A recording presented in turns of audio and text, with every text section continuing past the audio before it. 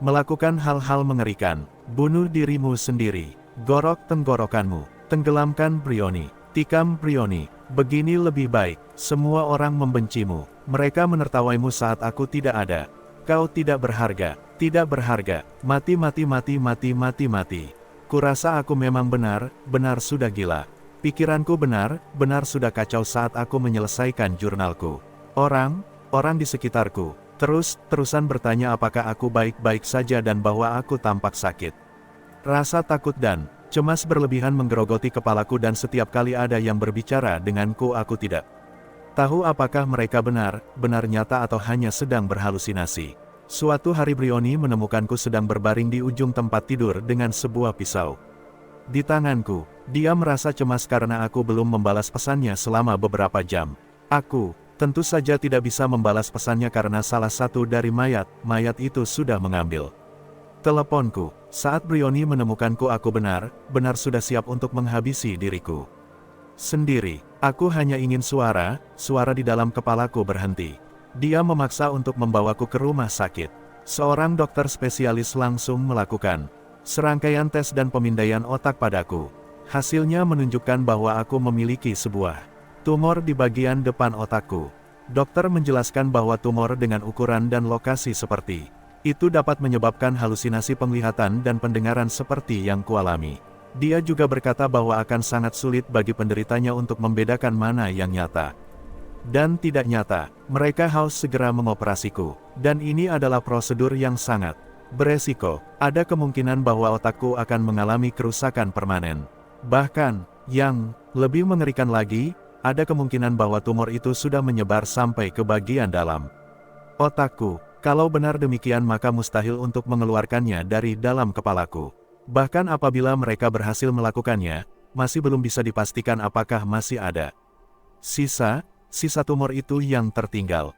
Dan satunya cara untuk memastikannya adalah dengan menunggu dan melihat kalau gejalanya kembali lagi.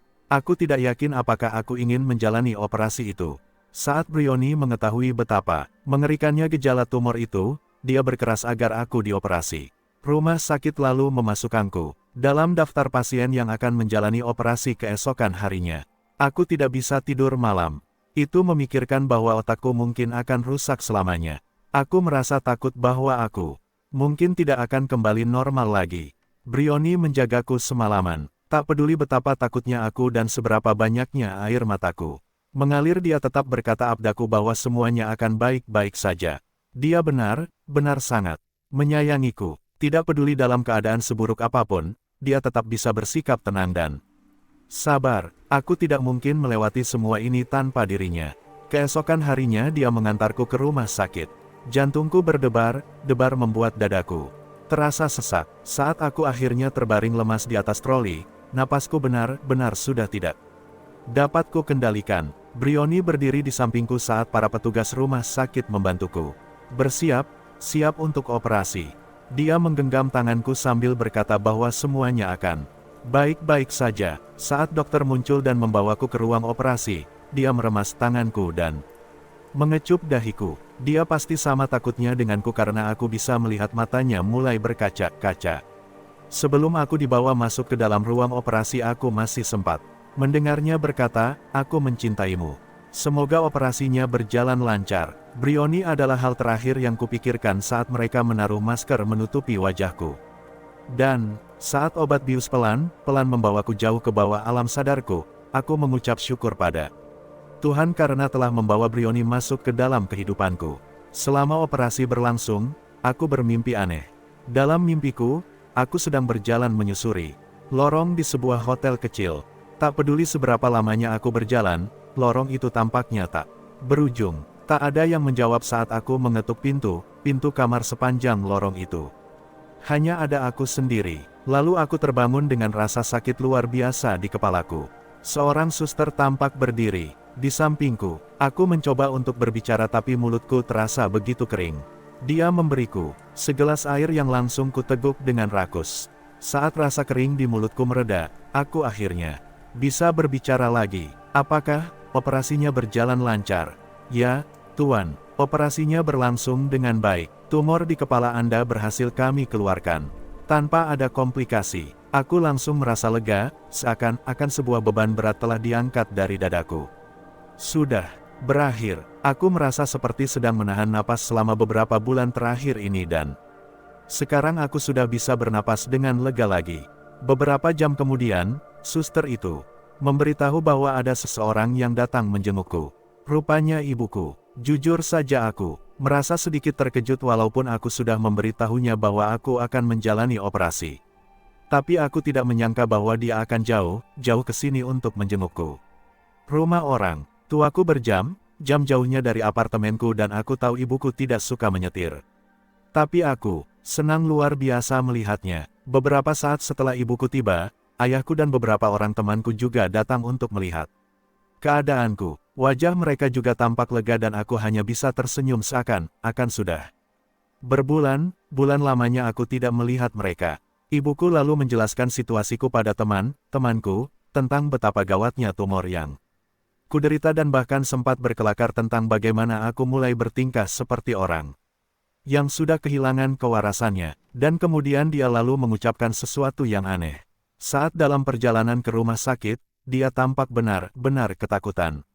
Kata ibuku dan itu membuatku merasa aneh. Bagaimana ibu bisa tahu bagaimana tampangku waktu itu? Tanyaku. Ibuku menatapku dengan ekspresi bingung di wajahnya. Entahlah. Tapi kau memang tampak benar-benar ketakutan, jawabnya.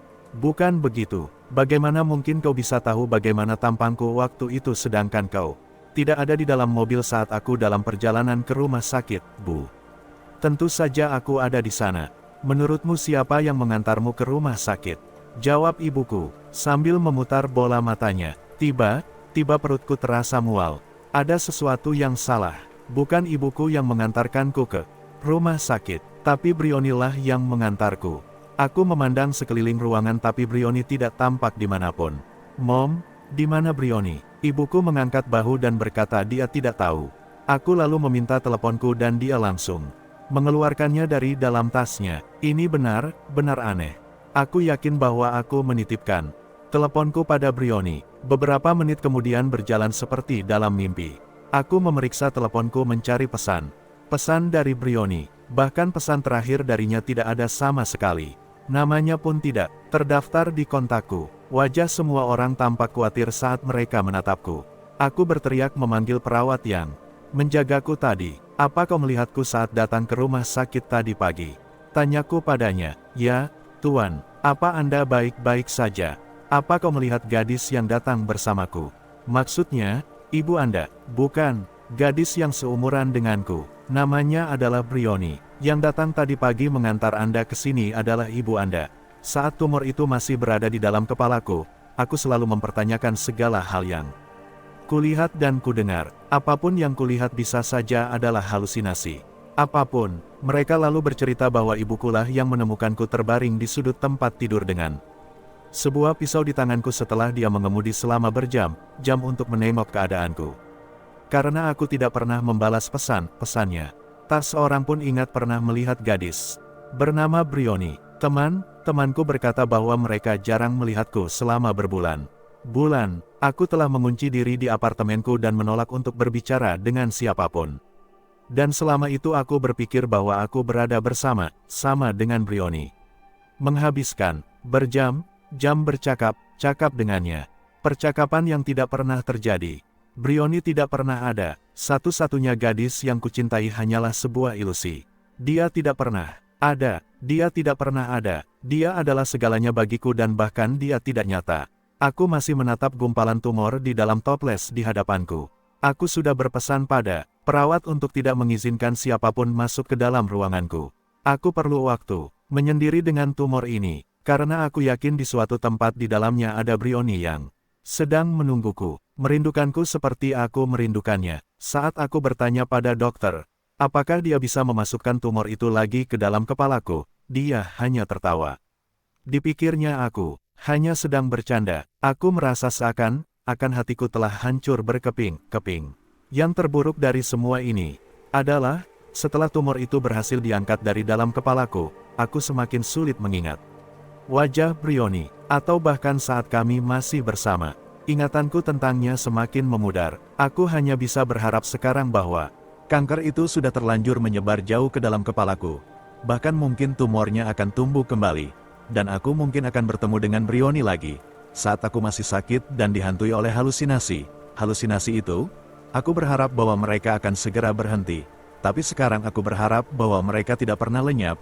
Aku tidak peduli apakah aku harus melihat semua hal. Hal yang mengerikan itu lagi, asalkan aku bisa melihat wajah Briony sekali saja. Aku berharap dan berdoa agar kankerku kembali.